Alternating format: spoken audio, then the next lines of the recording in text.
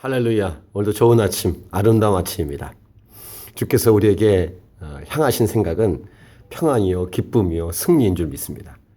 우리를 향한 그 하나님의 뜻, 의도, 우리가 행복해지는 것입니다. 그래서 우리도 오늘도 이 말씀 붙들고 주님 의지하고 주님과 동행해서 하나님이 원래 원하시는 대로 서로 사랑하고 당연히 하나님 사랑하고요.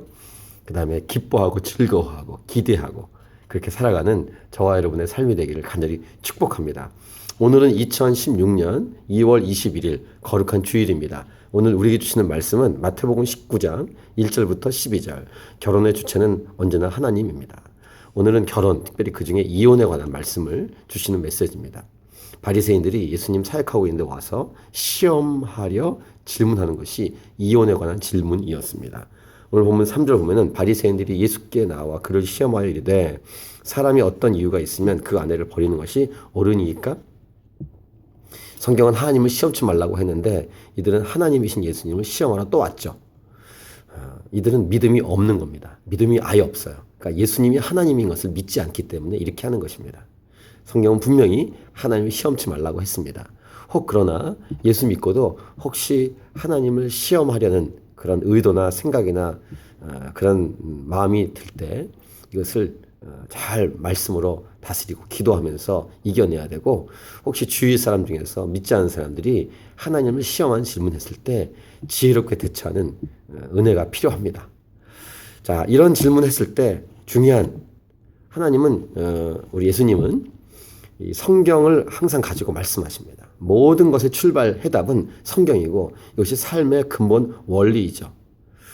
예수께서 대답하여 이르시되 사람을 지으시니가 본래 그들을 남자 여자로 지으시고, 동성애 문제가 요즘 이슈인데 물론 과거의 소돔과 고모라 사건이나 사사시대도 마찬가지였습니다만 지금 참 그런 것이 대두되고 있고 합법화치려고 하고 있을 때 성경 분명히 말합니다. 남자와 여자로 지으시고 말씀하시기를 그러므로 사람이 그 부모를 떠나서 아내에게 합하여 그들이 한 몸이 될지니라 하신 것을 읽지 못하였느냐. 그 다음 이렇게 말씀하시죠. 그런즉 이제 둘이 아니요 한 몸이니 그러므로 하나님이 짝지어 주신 것을 사람이 나누지 못할지니라.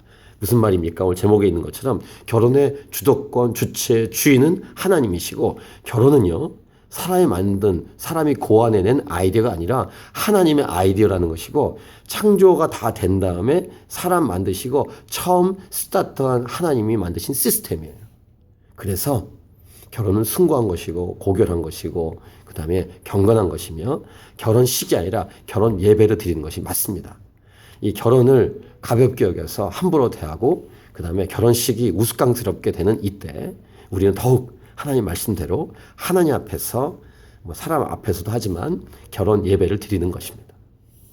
그 다음, 근데 그 당시에 남자 주도권의 사회에서 사람들의 완악함 때문에 모세는 이혼 증서를 써서 이혼을 이렇게 허락했던 말씀이 있습니다. 그것은 여자가 남자보다 굉장히 열등하게 그 당시에 취급받아서 여자를 보호하기 위한 법이었습니다.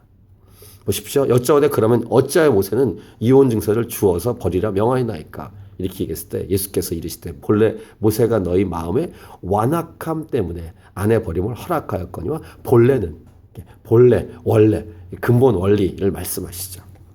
그래서 분명한 이 결혼에 대한 메시지를 우리에게 주시는 것입니다.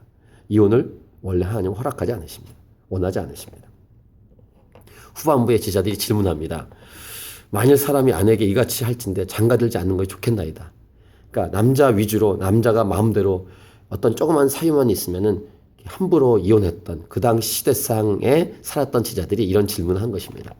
그때 그러면 독신이 낫겠네요 할 때 독신은 또 마음대로 하는 게 아니다. 독신도 은사가 필요합니다.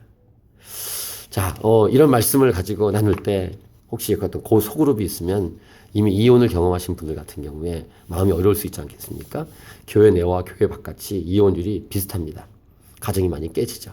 이럴 때일수록 우린 지혜를 가지고 어떤 사람을 판단하거나 함부로 정죄하지 않고 교회의 책임은 어떤 것인가 하면 그렇게 하지 않도록 가정을 잘 보호할 수 있도록 돕고 기도하고 권면하고 말씀을 하는 것이고, 이미 이혼되거나 가정이 깨어진 가정이 있다면 우리는 다른 판단하는 게 아니라 그들을 보호하고 사랑하고 어떻게 도울 수 있는가 생각하는 것이 합당할 것입니다.